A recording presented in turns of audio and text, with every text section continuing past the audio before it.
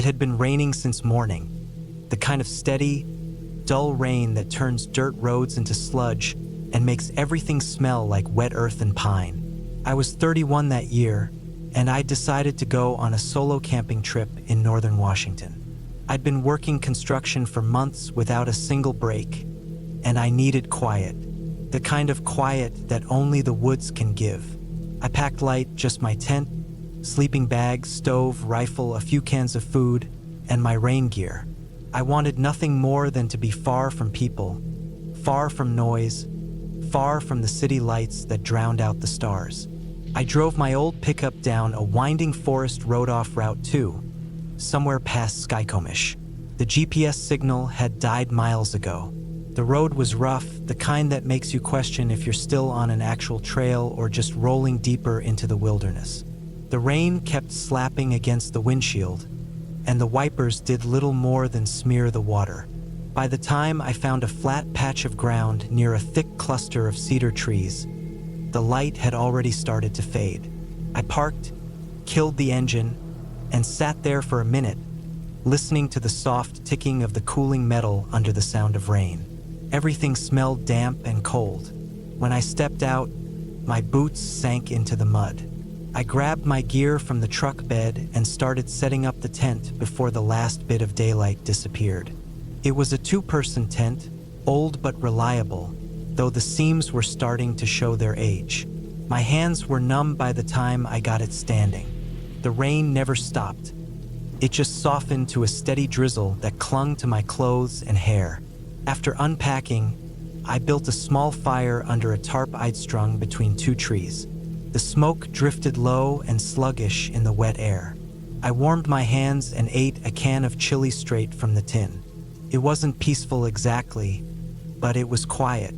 Just the sound of rain, dripping leaves, and the distant rush of a stream somewhere in the dark. It was only around 8 p.m., but the forest felt older, heavier, like it had swallowed the day whole. I turned off my lantern to let my eyes adjust to the dark. The rain made everything blurry. My tent stood a few yards away, faintly glowing from the dim light inside. I sat by the fire for a while, staring at the flicker and listening to the forest breathe. There's something about camping alone that makes you hear everything. The smallest snap, the faintest rustle. It's like your brain amplifies the world when you're out there with no walls, no people, no comfort. When I finally crawled into the tent, the rain was coming down harder again. It hit the fabric in sharp, random patterns. I zipped up the door, took off my wet jacket, and lay back on my sleeping bag. The air smelled like damp nylon and wet soil. I could still hear the fire crackling faintly outside. My flashlight lay next to me, its beam pointed toward the top of the tent, throwing a dull, yellow circle on the ceiling. I must have dozed off because the next thing I remember was waking up to a sharp sound. Not thunder, not rain, a dull thud, then another. I lay still, holding my breath. The rain had eased to a drizzle again, but something else moved outside. Slow, heavy steps. It wasn't close at first, maybe 20 feet away, but I could hear it shifting through the mud, dragging a bit like someone walking with weight in their boots. I told myself it was probably an animal, maybe a deer, maybe even a bear. I reached for my rifle and slid it next to me, just in case. But then it stopped. No steps, no movement, nothing. Only the faint hiss of rain on the tent. I waited.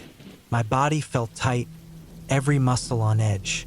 Then came another sound, a scraping noise, metal against metal. I froze. It sounded like it was coming from the truck. That sound kept going for a few seconds, then stopped again. I wanted to unzip the tent and look, but something in me said not to. I turned off the flashlight and just listened. My heartbeat was loud in my ears. The woods were silent now. No insects, no rain dripping from the trees. Just silence so thick it felt like it was pressing in on me. I waited for what felt like hours, but it couldn't have been more than 15 minutes. Then I heard the crunch of footsteps again, this time closer, wet boots pressing into mud. I could hear them stop right outside my tent. My breath caught in my throat.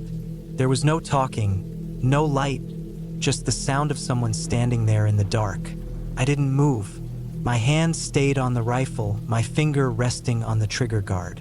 The rain started picking up again, masking the faint sounds outside. After a while, I couldn't tell if I was hearing things or if the rain was just playing tricks on my mind. Then, out of nowhere, the steps started again, this time moving away.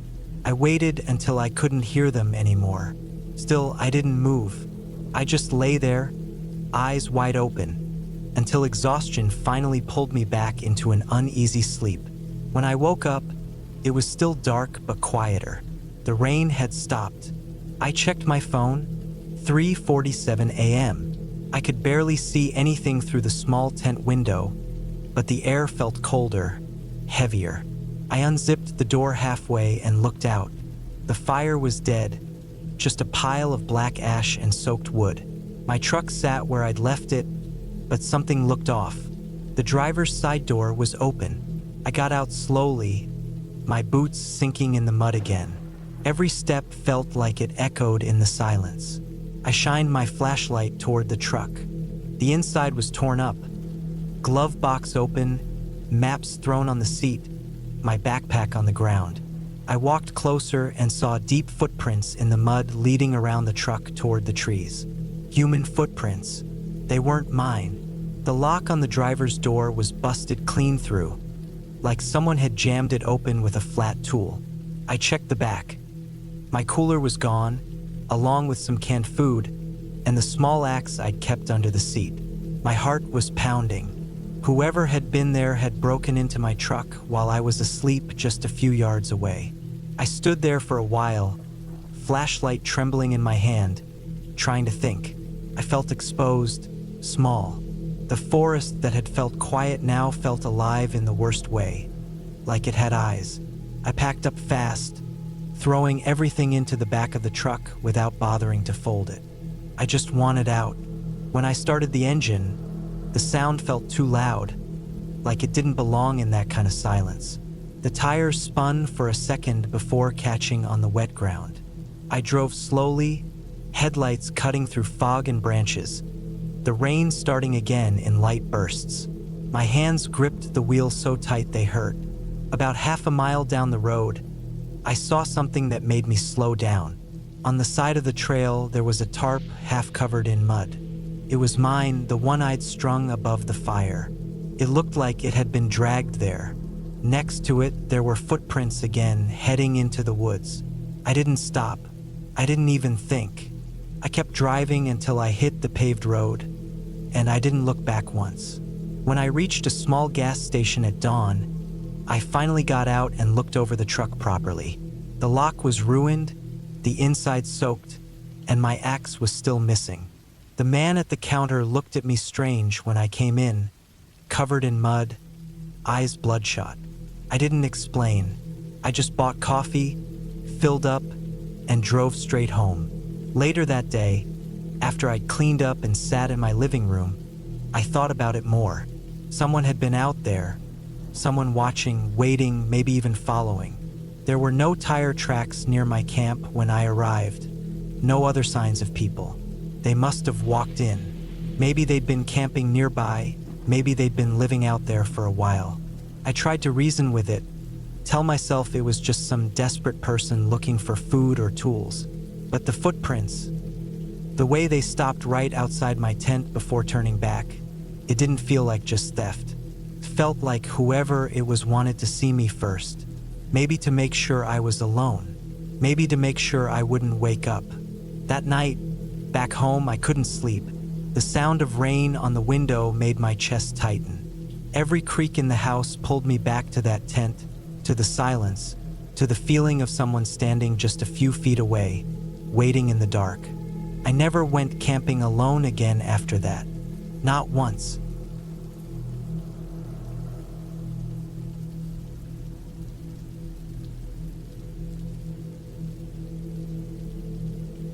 It was late September of 2019 when I decided to go camping alone in northern Arizona.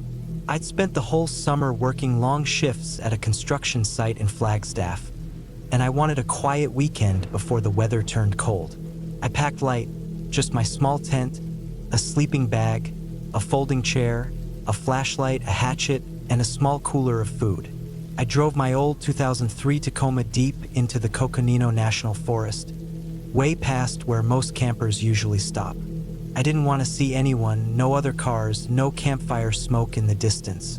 I wanted complete quiet. I parked near a narrow dirt trail that cut through tall pine trees. The ground was covered in dead needles, soft and damp from rain the week before.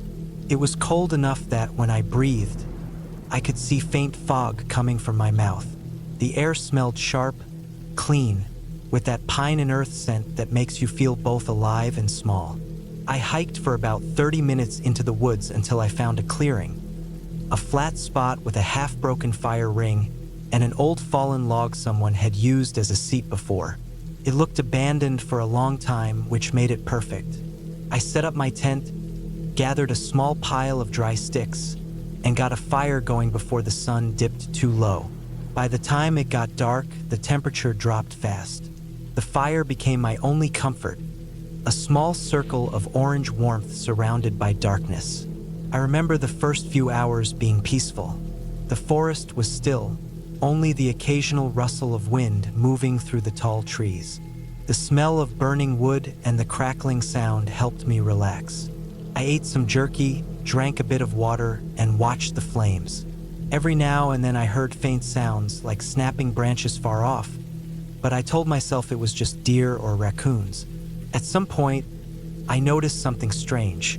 The forest had gone completely silent. Usually, even deep in the woods, you can hear insects, crickets, something, but all at once, everything had stopped. It was like the world had been muted. I sat there, listening, realizing how unnatural that silence felt. The fire crackled louder than before, echoing. I tried to ignore it, but I couldn't help scanning the tree line with my flashlight. The light hit nothing but dark trunks and shadows. I stayed alert for a while, then convinced myself it was fine. Silence doesn't always mean danger. Sometimes nature just goes quiet. When I crawled into my tent later, I zipped it up tight, pulled my sleeping bag around me, and left the fire smoldering. It was around midnight when I woke up to a noise outside.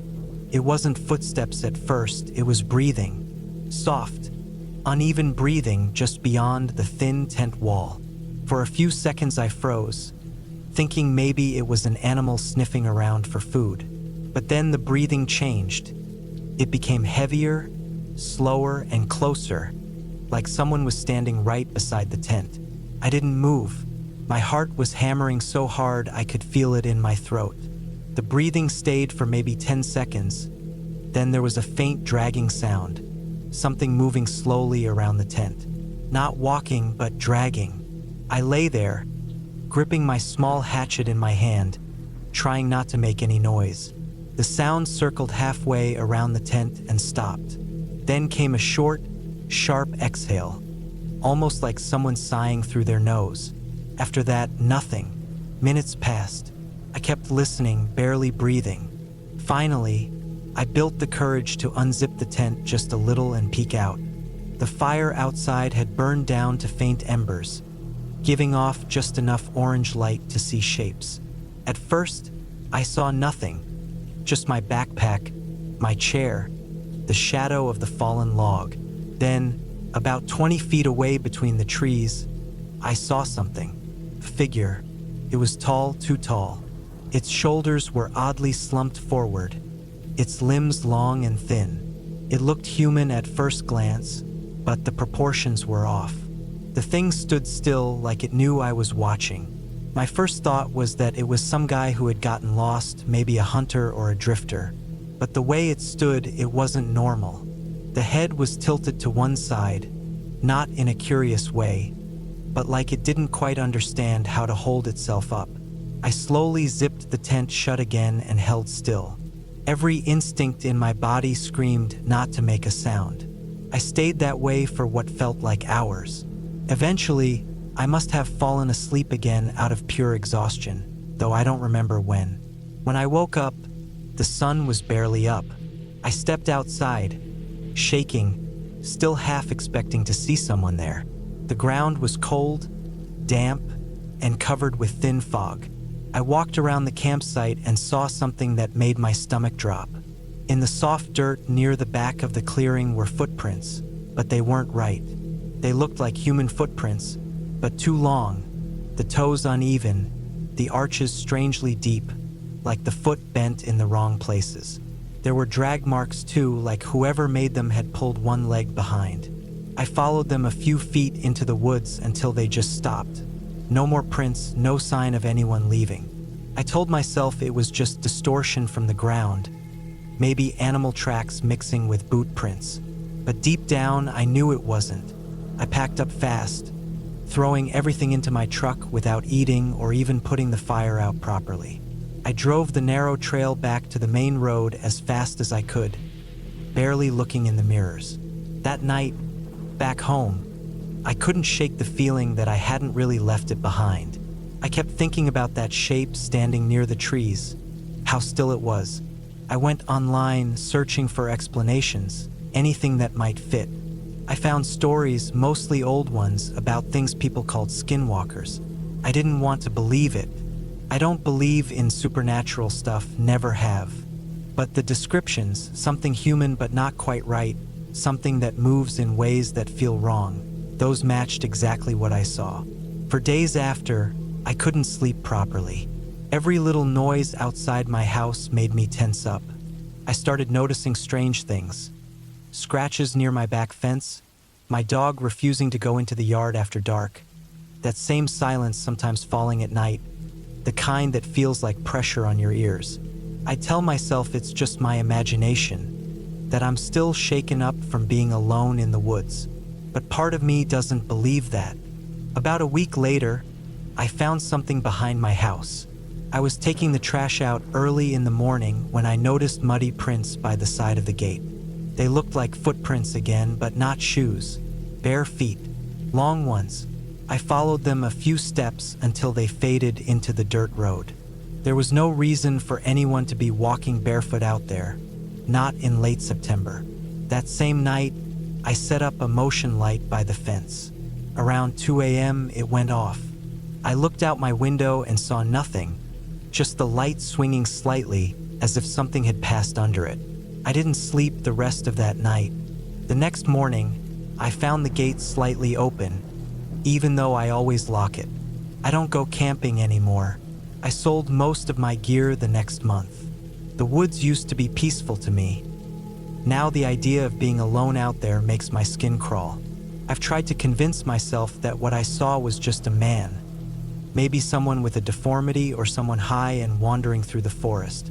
But the truth is, I can't explain it. The way it stood there, the sound of that breathing, the shape of those footprints, it doesn't fit anything I know. Sometimes I think about driving back there, just to see if the clearing still looks the same. But I never do. I know better now. There are things out there that look human, but aren't. Things that watch quietly, learning how to move like us. And once you see one, you don't forget it. You carry that image with you, the wrongness of it, every time you step outside at night. I don't tell people this story anymore. It sounds crazy, and I don't blame anyone who doesn't believe it. But every time I see a motion light flicker in my backyard, or I hear something dragging softly against the wall, I remember that night in the forest, the silence, the shape between the trees, and I realize some things don't stay behind in the woods. Some things follow you home.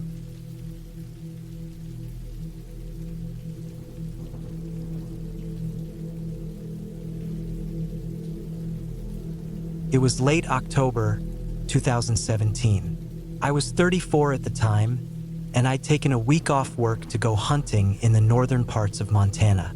I'd been hunting since I was a teenager, and I liked being away from everything. No traffic, no people, no phone signal, just woods, cold air, and silence. I'd been to this area before, a stretch of rough land surrounded by pine forest and a small river that curved through the valley. It was about an hour's drive off the main road, then another hour walking into the trees. That year I went alone. My usual hunting partner, Tyler, had a new kid and couldn't make it, so I figured I'd go solo. I packed light: a tent, my rifle, a few days' worth of food, a sleeping bag, and a small cooler. I knew how to handle myself in the woods, and I liked the quiet. The first 2 days were uneventful. Cold mornings, crisp air, and the occasional sound of birds or branches cracking under small animals. I didn't see much game, but that didn't bother me. It was just good to be out there. By the third day, the weather changed. The wind picked up, and a gray haze rolled through the valley. The kind of overcast that makes everything look the same shade of dull green and gray. The temperature dropped fast, and by evening, I could see my breath hanging in the air. I built a small fire, ate a simple meal, and sat by the flames, staring into the dark tree line. The woods always look different at night, like they're watching you back. I woke up around 3 a.m. that night to the sound of something moving near the tent. Not loud, just small crunches of leaves. I stayed still, listening. It was slow, like something creeping, pausing every few seconds. I figured it was a deer or maybe a raccoon. I grabbed my flashlight but didn't turn it on yet. The noise stopped for a long minute, and I almost convinced myself I'd imagined it. Then it started again, closer. I turned on the light and flashed it toward the noise, but there was nothing, just trees and fog hanging low.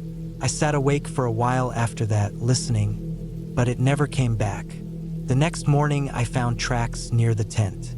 Not animal tracks, these were boots. Fresh, pressed into the damp dirt from last night's mist. They circled around the tent twice, then disappeared into the trees. My stomach dropped when I saw them. The prints weren't mine. I could see that clearly. They were larger, heavier. I told myself maybe it was a hunter passing through, checking the area, but it didn't make sense. No one hikes this deep in without a truck or at least leaving signs of camp nearby, and I hadn't heard a single engine for days. I packed my things slower that morning, more aware of the silence. Every sound seemed louder now. The wind in the trees, the creak of branches, even my own footsteps. I decided to move camp a few miles north near a small clearing by the river. I hiked most of the morning, keeping an eye out for any sign of people, but found nothing. The ground was soft and uneven, covered in wet pine needles. By noon, I reached the clearing and set up my tent again. The river nearby made a low, constant sound that covered most of the forest noise, and for a few hours I felt okay again. That night I didn't sleep much. Around midnight, I heard something again. This time it wasn't close, but it was clear. Something walking through the forest, slow but steady. The footsteps were heavy, far apart. I sat up in my sleeping bag, holding my rifle. I could see faint shadows moving beyond the edge of the trees, like someone pacing just far enough to stay unseen. I didn't turn on the light this time. I just waited. The footsteps circled around, paused, then faded away into the distance. By morning, I barely felt like myself. My eyes were heavy, my head ached, and my nerves were shot. I found more boot prints near the clearing, coming from the trees and stopping a few feet from where my tent was. Whoever it was had stood there for a while. The dirt was packed deeper, like they'd been standing still, watching. I decided I wasn't staying another night. I broke down camp and started heading back toward the truck. It was a long hike back over 6 miles of uneven terrain. The woods were thick, and the fog didn't lift all day. I could barely see 20 feet ahead at times. About halfway through, I stopped by a fallen log to rest and drink some water. That's when I heard it again. The same slow, dragging footsteps behind me. I turned fast, scanning the trees, but there was nothing. Then I saw movement, a shape between the trees. Too big for an animal, too steady. It wasn't running, just walking the same direction I'd come from. I started walking faster, checking over my shoulder every few minutes. Every time I looked back, I'd catch a glimpse of something. A dark figure, far enough to stay hidden but close enough that I knew it was there. The woods were dead quiet except for my breathing and that steady crunch of leaves behind me. I didn't stop again. By the time I reached the area where I'd parked, it was already late afternoon. The light was fading fast, and the sky was the color of ash. My truck sat exactly where I'd left it, but when I got closer, I noticed something was wrong. The driver's side door was open a few inches. My heart started pounding. I hadn't left it like that. I could see faint scuff marks on the dirt near the tires, and the inside of the truck looked disturbed. My bag had been moved, and the glove compartment was open. I stood there for a long minute, scanning the tree line. Nothing moved, but I could feel that same pressure in the air, like someone was nearby. I opened the door, slid inside, and started the engine. The headlights lit up the trees ahead, and that's when I saw it just for a second. A man standing between the trees, half hidden in the fog. Tall, wearing a dark jacket, his face pale, eyes fixed right on the truck. He didn't move, just stood there watching. I didn't wait. I slammed the gas pedal and drove down that dirt road as fast as the truck could handle. Branches hit the sides, rocks crunched under the tires, and I didn't slow down until I reached the paved road. When I finally stopped, my hands were shaking so bad I could barely hold the steering wheel. I sat there for a long time, headlights cutting into the empty road, trying to process what had just happened. When I got back to town, I went straight to the local sheriff's office and told them everything. They sent 2 deputies up there the next morning. Later that day, they called me back and said they found signs of someone camping not far from where I'd been. An old tarp, some food wrappers, and boot prints matching the ones I'd seen. But whoever it was, they were gone. No vehicle, no name, no clue who they might have been. For weeks after that, I couldn't sleep right. Every noise outside my window made me jump. I stopped going hunting for almost 2 years after that trip. When I finally did go again, I stuck to public campsites, places where I could see other people nearby. Even now, I still think about those tracks, about the man in the fog, and how quiet the woods were that morning before I left. There was no reason for him to be there, no cabins nearby, no roads for miles. He wasn't lost. He wasn't looking for help. He'd been following me for at least 2 days, watching my camp at night, standing outside my tent. Sometimes I wonder what would have happened if I hadn't woken up that first night, if I hadn't moved camps, if I'd waited just one more day before heading back. I've told a few people this story over the years, and they always try to explain it. Some say it was just another hunter, some say maybe a drifter. But the thing that stays with me isn't the footprints or the tent or even seeing him that last time. It's the way he stood there, still as a tree, like he'd been waiting for me to notice him. And the worst part is knowing he wasn't surprised when I did.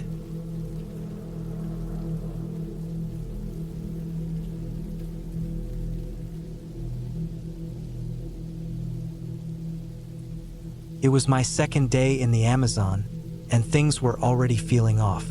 I had come here alone, hoping to disconnect and explore the jungle. I'd been told it was the best way to find peace, away from the hustle of city life. The air was thick with humidity, the dense foliage almost suffocating in its greenness. I had set up my camp near the bank of a slow-moving river. The water, brown and muddy, mirrored the trees towering overhead. The air smelled like damp earth with a hint of rotting leaves. The ground was uneven, and I had to make sure I set up my tent on higher ground in case the rain came down hard. It wasn't the first time I'd been camping in wild places, but it was my first time alone in the heart of a place as untamed as this. I wasn't scared, or at least I told myself I wasn't. There's a strange confidence that comes with being on your own in the wilderness, as if you can handle anything nature throws at you. The sun had barely set on that second night when I started hearing strange noises. At first, I thought it was just the jungle coming alive. Monkeys in the trees, the occasional rustling of a small animal moving through the brush. But as the darkness deepened, the sounds started to feel more deliberate, closer than anything I had heard before. I sat still in my tent, the flap half open, just enough for me to peek out. The jungle outside was black as pitch, with only the moonlight filtering through the canopy above. But even in the darkness, I could feel the presence of something or someone out there. The sound of footsteps crunching through the underbrush, slow and measured, like they were deliberately circling my camp. I froze, my heart pounding in my chest. No animal moved like that, at least none that I knew of. I tried to stay calm. I reminded myself that it was probably another camper. Someone lost, maybe. But then, a chilling thought crossed my mind. No one else was supposed to be out here. I had been told that the area was remote, and there were no other camps nearby. Yet the sound was unmistakable. Someone was out there. I reached for the knife I kept next to me in the tent, a dull comfort against the growing fear creeping in my gut. I had no intention of confronting whoever was out there, but I wasn't about to leave myself unarmed either. The footsteps came closer, and then, abruptly, they stopped. For a moment, there was nothing but the sound of my own breathing, the beat of my pulse in my ears. I sat perfectly still, waiting, straining to hear any sign of movement. That's when I heard it, a low, guttural growl. Not an animal growl, but something deeper, more unsettling, like the sound came from something human. My body went cold, my hands trembling slightly as I gripped the knife harder. I wasn't sure if it was just my mind playing tricks on me or if there really was someone out there. But in that moment, I knew one thing. I needed to get out of there. I slowly unzipped the flap of my tent, careful not to make a sound. My breath caught in my throat as I peered into the darkness, trying to make out any shape or movement. The jungle seemed to hold its breath with me, the sounds of the night suspended in silence. I didn't know how long I sat there, staring into the blackness, but when I finally worked up the courage to step outside, I almost wished I hadn't. The air was thick with the smell of wet earth and rotting wood, and the sound of distant water flowing was the only thing breaking the oppressive silence.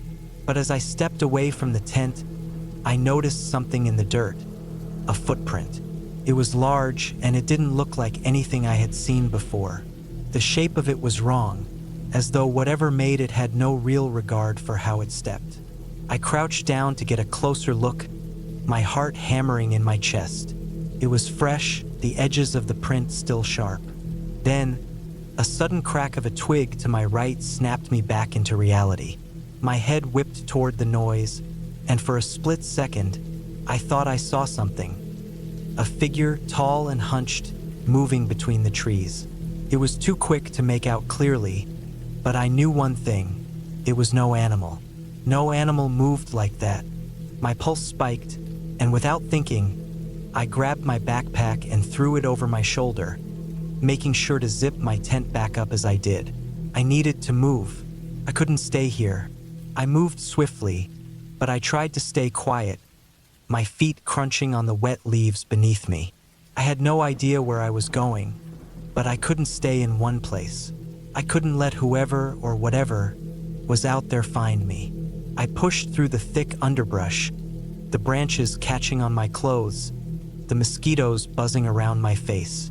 The further I moved, the more disoriented I became. The jungle, while beautiful, had a way of making everything look the same. The trees, the vines, the patches of wet ground.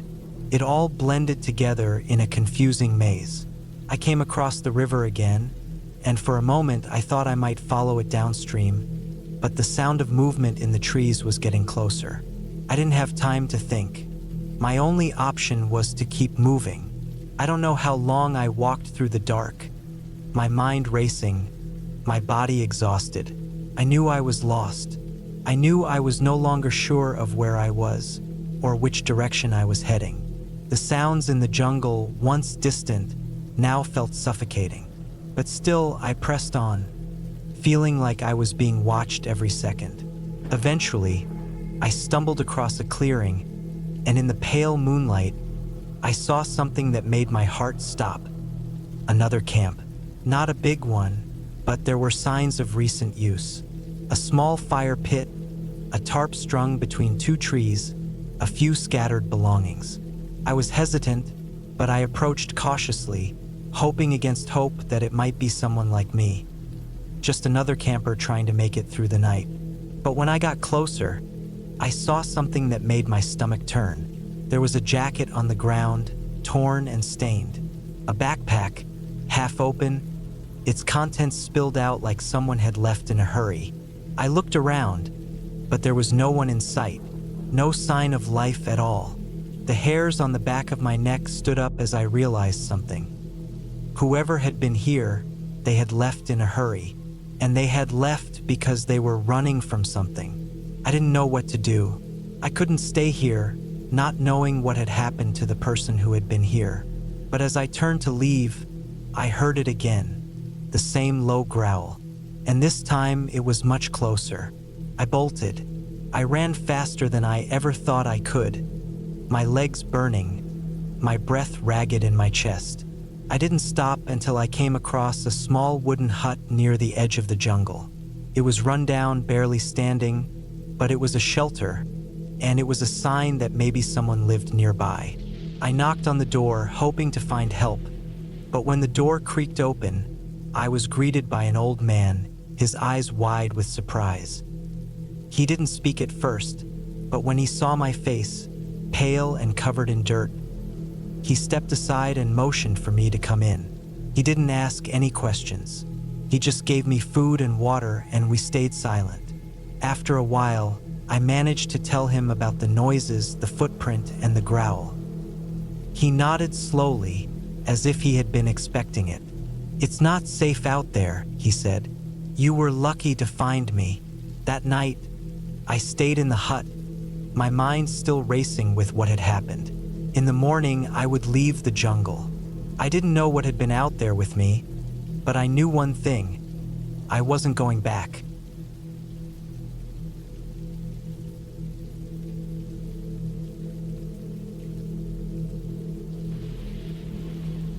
I still think about that camping trip sometimes, even though it's been years. It was late August of 2014. I was 28, and I had been driving across the country by myself after quitting a job that I'd hated for too long. I wanted some space before starting over, so I packed my old Ford Escape with a tent, cooler, and just enough food to last me a week or two. My plan was simple: drive west from North Carolina, stop wherever it looked quiet, camp a few nights, and move on. Somewhere in Arkansas, I left the main highway and took a long, winding road that led toward Ozark National Forest. I had found a small creek campground marked on an old map I kept in the glove box. It wasn't a popular one, which was exactly what I wanted. I reached it late in the afternoon, around 5:30, when the sunlight started turning gold through the trees. The place was nearly empty, just one old pickup parked near the entrance, but no tents or people in sight. I figured maybe someone was hiking. The campground sat right beside a shallow creek, maybe 10 feet wide, running slow and clear. The sound of the water was soft, and there were thick woods on both sides, so dense you couldn't see more than 30 feet in. The ground was covered with dead leaves and pine needles. I parked near a flat patch close to the water and started setting up my tent. Felt peaceful. The air smelled like wet dirt and cedar. I cooked a can of beans over my small stove and ate sitting on a log, watching the creek move lazily. I remember thinking that this was exactly what I had needed, to be away from people, phones, and the noise of everything. When it got dark, it got really dark. There weren't any nearby cabins or campfires, no hum of traffic, just the sound of the creek and the faint rustling of leaves when the wind moved through. I had a small flashlight, but I didn't use it much. I liked the quiet. Eventually, I crawled into my tent, zipped up the flap, and fell asleep listening to crickets. Sometime in the middle of the night, I woke up without knowing why. I lay there, half asleep, listening. The crickets were still chirping, but there was another sound, soft, irregular splashes. It was coming from the creek, maybe 20 or 30 feet away. I told myself it was probably a raccoon or a deer crossing. Still, I stayed awake for a while, listening to it move slowly through the water. Eventually, it stopped, and I drifted back to sleep. The next morning, everything seemed normal again. The sky was gray, though, and it felt more humid. I made coffee, packed a sandwich, and went for a short hike up a nearby trail that followed the creek. The woods were beautiful but thick. The deeper I went, the quieter it got. So quiet that I could hear my own breathing. After maybe half an hour, I found something strange. A small fire ring made from stones, not old but freshly used. The ashes were still black, not gray. There were beer cans scattered around and what looked like a piece of an old blanket half buried in mud. It didn't bother me much at the time. I figured some locals had camped there recently. But when I followed the trail back and reached my campsite, I noticed something that made my stomach tighten. My tent flap was unzipped. I was sure I had zipped it before leaving. Inside, nothing seemed stolen, but my sleeping bag was moved, and one of my socks was missing. Just one. I told myself maybe I'd left the flap open by mistake. It didn't feel right, but I pushed it aside. I stayed busy, gathered some firewood, and cooked dinner early. By dusk, the forest started feeling heavier, like the air had thickened. I could smell rain coming, that wet earth scent before a storm. I decided to turn in early and zipped the tent carefully this time, double-checking it. That night, I woke again. The rain had started, light at first, tapping against the tent. But underneath the sound of rain, there was something else. Footsteps, slow, soft ones. I froze, heart pounding. They were close on the wet leaves just outside. The steps stopped. Then I heard a quiet, dragging noise, like something being pulled. I didn't move. I just listened, trying to make sense of it. The sound went around the back of my tent, paused, and then faded into the rain. I stayed awake for at least an hour, barely breathing, clutching my pocket knife even though I knew it wouldn't do much. Eventually, exhaustion won, and I fell asleep again. When I woke up at dawn, the rain had stopped, and fog was thick over the creek. The first thing I saw was a footprint outside my tent, barefoot, large, deep in the mud. It wasn't an animal. Someone had been there. I wanted to leave right then, but my car wouldn't start. I turned the key and got nothing but a dull click. The battery wasn't dead the day before. I popped the hood and checked the cables. They were fine, but the terminal caps looked like they'd been loosened. Not completely, but enough that the connection wouldn't hold. Someone had messed with it. I tightened them by hand, started the car, and just sat there for a while, staring at the trees. I couldn't see anyone, but I had that feeling, that heavy sense of being watched. I packed up fast, threw everything into the back, half wet and muddy, and drove off without even checking if I left anything behind. I followed the dirt road out of the campground, but after about half a mile, I hit a small bridge over the creek, and something made me stop. There was a bag sitting right in the middle of the bridge. An old duffel bag, dark green, soaked from the rain. I didn't get out. I just looked at it through the windshield. Part of me wanted to move it, but something deep inside told me not to. I backed the car slowly, turned onto a side trail that went uphill, and didn't stop driving until I hit the main road an hour later. I ended up spending that night in a cheap motel near Russellville. When I finally calmed down enough to check my stuff, I realized a few small things were missing. A flashlight, a pair of socks, and the small hunting knife I kept in the side pocket of my pack. Nothing expensive, but enough to know that someone had definitely been in my tent. The next day, out of some weird need for closure, I drove to a nearby ranger station to report what had happened. The ranger there, a tall guy in his 50s, listened quietly and nodded like it wasn't the first time he'd heard something like that. He told me some of those deep forest sites weren't patrolled often and that sometimes people, squatters, drifters, or illegal hunters, used them. He said a few campers over the past year had reported waking up to find their tents opened or their stuff missing, but nothing ever led to arrests. The forest was too big, and whoever did it knew the land better than anyone. He told me it was good I left when I did. I didn't go camping again for a long time after that. Even now, when I drive through wooded areas and see a creek or an empty pull-off, I get that same tight feeling in my stomach. I still think about the footprint, the bag on the bridge, and how easily it could have gone worse. Sometimes I wonder if the person had been watching me since the first night, waiting for the right time. Maybe they were camping deeper in the woods, watching that quiet little spot for days. Maybe they wanted food or tools, or maybe they just liked scaring people. I'll never know. But I do know one thing: I wasn't alone out there. Not even for a second.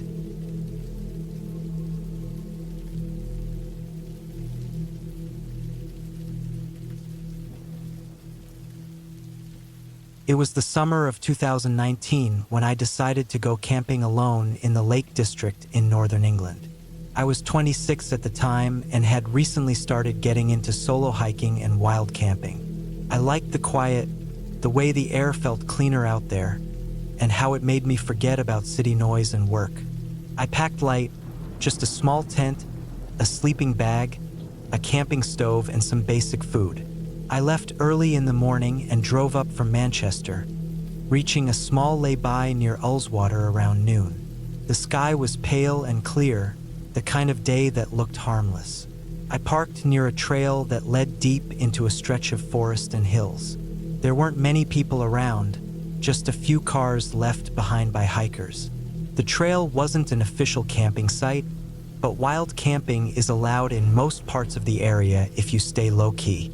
I walked for a few hours, following a narrow track through tall grass and wet soil, the sound of water running in the distance. The air smelled like pine and damp earth. I found a small clearing near a stream that looked perfect for the night. It was tucked away from the trail and surrounded by trees, which made it feel private. I set up my tent, boiled some water for noodles, and just sat there for a while, listening to the faint rustling of leaves. It was peaceful. I remember thinking that I could stay there for a few days easily. The sun dropped behind the trees around 8, and the light turned golden. The forest got quiet in that heavy kind of way that makes every sound seem sharper. When I went to wash my pot in the stream, I noticed something strange. Across the water, maybe 30 or 40 meters away, there was a man standing still. He was wearing a brown jacket and dark trousers. His face was partly hidden by the low light and the angle, but I could see his hair, short and gray. He wasn't moving, just standing and facing my direction. At first, I thought maybe he was another camper or a hiker, maybe looking for a place to set up. I raised my hand slightly out of habit, but he didn't move. He didn't even seem to notice. I tried not to think too much of it and went back to my tent. After a few minutes, I looked out again, but the man was gone. I assumed he must have walked off down the stream. Still, something about the way he had been standing there felt wrong. Too still, too quiet. By nightfall, the forest went almost pitch black. There was no moon that night, just a faint mist starting to form near the ground. I sat inside my tent with my flashlight and tried to read for a bit, but I couldn't focus. Every few minutes, I thought I heard something. A twig snapping or the faint crunch of footsteps on damp soil. I told myself it was just deer or badgers moving around. Around midnight, I heard it again, but closer this time. Slow steps, uneven, as if someone was walking carefully but not quietly enough. I turned off my flashlight and sat still, listening. The steps stopped right outside my tent. I could hear breathing, not animal breathing, but the kind of slow, heavy breathing that comes from a person standing close. My heart started pounding so hard that I could feel it in my throat. I didn't move. I just waited. The sound stayed there for what felt like a minute or two, then slowly started fading away toward the trees. I sat in silence for another hour before I dared to unzip the tent and peek out. The mist had thickened, curling around the trees. I couldn't see anyone. My torchlight caught only the white haze and the damp grass. I hardly slept that night. Every time I closed my eyes, I imagined that man standing outside, watching. When the sky started to lighten, I packed my things quickly. I didn't even make breakfast. I wanted to be out of there as soon as possible. The trail was damp from morning dew, and everything looked dull and washed out. I kept looking over my shoulder, expecting to see someone behind me, but the path stayed empty. About half an hour into the walk back, I noticed footprints on the trail. They were fresh, clearly pressed into the mud after the light rain that had fallen late in the night. At first, I thought they might have been mine from the day before, but these were larger and led toward my campsite, not away from it. Whoever had made them had come from the direction of the road after I'd set up camp. That detail made my stomach drop. I started walking faster, almost jogging. When I finally reached the small lay-by, there was only my car and another, an old, dirty Land Rover parked a few meters away. The windows were tinted, and there was mud splattered high up the sides, like it had been driven off-road recently. I didn't see anyone around. I threw my bag in the back seat and started the engine. Just as I was about to pull out, I saw movement in the mirror. A man stepping out from behind the Land Rover. It was the same man from last night. Same brown jacket, same still posture. He just stood there watching my car. I didn't wait. I pressed the pedal and drove off, checking the mirrors every few seconds. My hands were shaking so much that I could barely keep the car steady. I didn't stop until I reached a small petrol station about 20 minutes away. I parked near the front and just sat there for a while, trying to calm down. When I finally looked back, there was no sign of him. That evening, when I got home, I still couldn't get the image out of my head. Him standing across the stream, then outside my tent, then behind that car. It didn't make sense. I tried to convince myself that maybe he was just another camper who happened to be around the same area. Maybe someone who got lost or was just weird. But deep down, I knew that wasn't it. 2 days later, I decided to check something. I went online to see if there were any reports or stories about strange encounters or crimes in that area. It took a while, but I found a short local article about a missing hiker from around the same region. Last seen near Ullswater, a few weeks before I went there. The article mentioned that the man's tent had been found abandoned, his gear still inside. There was no sign of him. I stared at that article for a long time.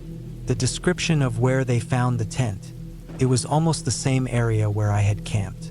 I didn't know what to do with that information. I didn't tell anyone, not even my friends. What would I even say? That I might have seen the person responsible? That a stranger stood outside my tent at night, breathing through the mist, and I just froze? For weeks after that, I couldn't sleep properly. Every small sound at night would wake me. I started keeping a flashlight by my bed, even though I lived in a small flat in the middle of the city. I deleted the camping photos from my phone and sold most of my gear. I haven't gone camping since. Sometimes I still think about that man. The way he just watched and didn't move. The way those footprints led straight to my camp. I think about how quiet it was, how I could hear his breathing through the thin fabric of my tent. And the part that scares me most isn't that he found me. It's that he left. That he could have done anything, but for some reason, he didn't. Maybe he changed his mind. Maybe he was waiting for something. Maybe he was just trying to scare me. But every time I picture his face in that early morning light, the way he stood by that Land Rover, motionless and calm, I can't help thinking. He wasn't surprised to see me drive off. It almost felt like he expected me to, like he'd done this before. And somewhere out there, maybe he still is.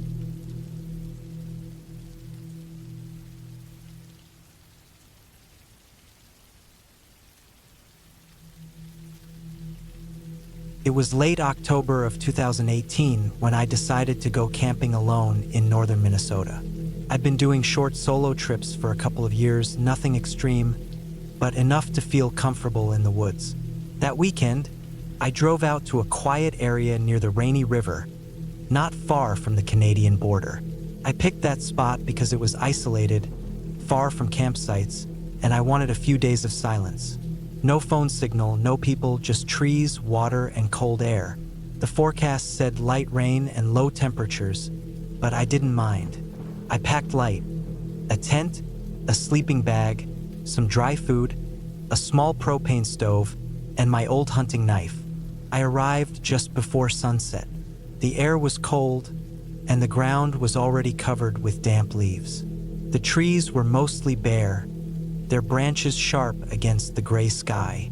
I parked my truck on a narrow dirt road that looked barely used, grabbed my backpack, and hiked about a mile toward the river. The sound of running water grew louder until I found a clearing close to the bank. The ground was soft, covered in dead pine needles, perfect for a tent. I set it up quickly and gathered some fallen wood to start a small fire. As the fire crackled, I sat on a log eating a can of beans straight from the tin. The river looked dark and slow under the fading light. Across it, the forest was dense and quiet, not even the sound of birds. It was that kind of silence where you could hear your own heartbeat. I remember thinking it felt peaceful but also heavy, like something was watching. But that's a common feeling when you're alone in the woods. Every sound feels louder than it should be. When darkness finally came, I climbed into my tent and lay back in my sleeping bag. The wind was moving softly through the trees. I could hear the river's current and the occasional snap of a twig somewhere in the woods. I wasn't scared, just alert, the way you get when your brain knows you're alone and wants to remind you that you're fragile out there. I fell asleep to the sound of the wind and water. I woke up in the middle of the night to something heavy moving near the tent. It wasn't the small sound of a squirrel or a raccoon. It was something slow, dragging its feet. I froze and listened. The fire had burned down to glowing coals, giving off a faint red light through the tent fabric. I heard a crunch of leaves, then nothing, just the wind again. I waited, barely breathing.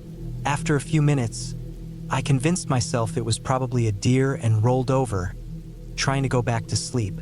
The next morning, the ground outside the tent was damp from dew, and the fire pit was full of ash. I walked down to the river to wash my face, and that's when I saw it. Across the river, maybe 50 yards away, there was something that looked like a pile of clothes or maybe a sleeping bag tangled in the bushes. It was dark green, almost blending into the background. I stared at it for a long time, trying to figure out what it was. I thought maybe another camper had been there before me and left gear behind. Later that day, I went fishing a bit downstream and caught a small perch. I cooked it on the fire and ate it with bread. The air stayed cloudy, and it felt colder than before. Around late afternoon, I went back to the riverbank. That green shape across the river was still there, but now it looked slightly different, like it had shifted or moved a bit closer to the edge of the trees. I thought maybe it was an animal's den or some tarp that had blown over, but the more I looked at it, the less sure I became. That night, it started raining. The sound of the water on the tent was steady and loud. I read for a while by flashlight until I got tired. When I turned it off, the world went pitch black. The rain got heavier. Around midnight, I heard something again outside, closer this time. It was slow steps circling the tent. I could hear water dripping off whatever it was. My heart was pounding so hard I could hear it over the rain. I grabbed my knife and sat up, waiting. The steps stopped right outside, maybe 2 feet away. I could hear breathing, deep, uneven, wet breathing, like someone had been running for too long. Then it moved off slowly into the woods. I sat there for a long time, gripping the knife, listening until the sounds faded. I didn't sleep after that. I just waited for daylight. When the sun came up, everything was soaked. My boots were wet, and my hands were shaking from the cold. I walked around the tent to check the ground. There were footprints in the mud, bare footprints, human but large and wide, the toes spread out. The sight made my stomach twist. They led from the trees to my tent and then back toward the river. I followed them for a while until they disappeared near the bank. Across the river, that green shape was gone. I felt sick. I started packing my gear right away. I didn't care about the rain or the cold. I just wanted to leave. But when I reached the spot where I'd parked my truck, something else made me stop. There were more footprints near it. Muddy ones, like whoever or whatever had walked there during the night had circled my truck too. The door handles were covered in dirt, like someone had tried to open them. My keys were in my pocket, but that detail chilled me more than anything else. Whoever it was had been close enough to touch everything I owned. I got in, locked the doors, and started the engine. The road was slick and narrow, but I didn't care. I just wanted out. I drove about 5 miles before stopping near a small service road to calm down. My hands were still trembling. I looked at myself in the mirror and saw how pale I was. When I finally got back to town, I went to a small diner to eat something warm. I couldn't stop thinking about those footprints. I tried to come up with explanations. Maybe some drunk hunter got lost. Maybe a local man living off-grid wandered through. But none of those ideas fit with what I'd seen or heard. Those prints were barefoot in freezing weather, and the way that thing moved around the tent wasn't normal. It wasn't cautious like an animal or clumsy like a drunk person. It was deliberate. Knew I was there. A few days later, when I calmed down a little, I drove back up near that area to see if I could find anything. Not to camp, just to check. I parked on the main road this time and walked a little way toward where my old camp had been. I didn't go all the way, but from the distance, I could see something hanging from a tree across the river. It looked like a piece of green fabric flapping in the wind, torn and dirty. I realized then it must have been that same thing I saw the first morning. The pile that had looked like clothes, only now it looked more like a jacket. That's when it hit me. Maybe it wasn't a random object. Maybe it was a person the whole time. Someone lying still, maybe hiding, maybe waiting. Maybe that was who had walked around my tent. I didn't go any closer. I turned back to the truck and left. I never told anyone the full story, not even my brother who used to go hunting with me. I stopped camping alone after that. Sometimes, when I drive through rural areas or past rivers with thick woods around them, I think about that night. The sound of the steps, the breathing, those wide footprints in the mud. And I wonder if the person, or whatever it was, still lives out there, walking barefoot through the cold forest, watching campers who think they're alone. I've tried to convince myself that it was just my imagination or maybe some hermit who didn't want to be found. But I can still remember that smell in the air that night. A mix of wet soil and something sour, something human. I've never been able to explain it, and maybe I don't want to, because whatever it wasn't supposed to be there. Not in that silence. Not that close.